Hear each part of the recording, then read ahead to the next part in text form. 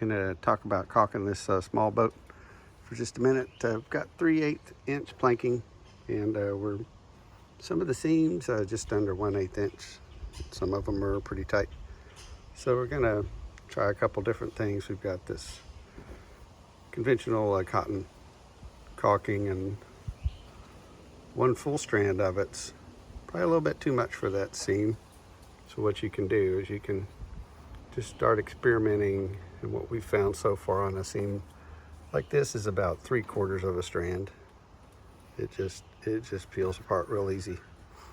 So you can either peel it down or double it up if you need to. Another thing you can use in small seams is this cotton wicking, which is like a candle wick. Just comes kind of all rolled together, and you can roll it and start putting it in your seam and just getting a feel for how far it's going down into there. So you see about that much. Here we see about that much. There we see about that much. And you can use tools you need to use.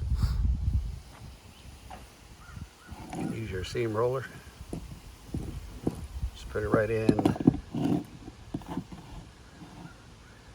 can use this little thin blade caulking iron. I don't know if this has a number on it.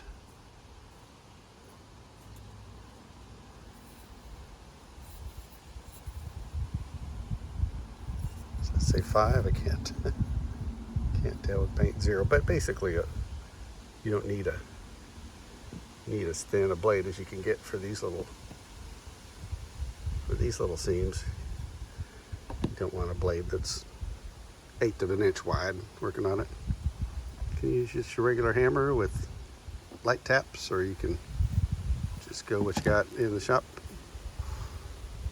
And the key is just to get this into the seam about halfway, 2/3 of the way, and then you leave a little indentation. You're going to come back over with a seam compound, kind of a putty, that's going to help protect this, and that you can paint over. That's the basics. We'll get into more details later.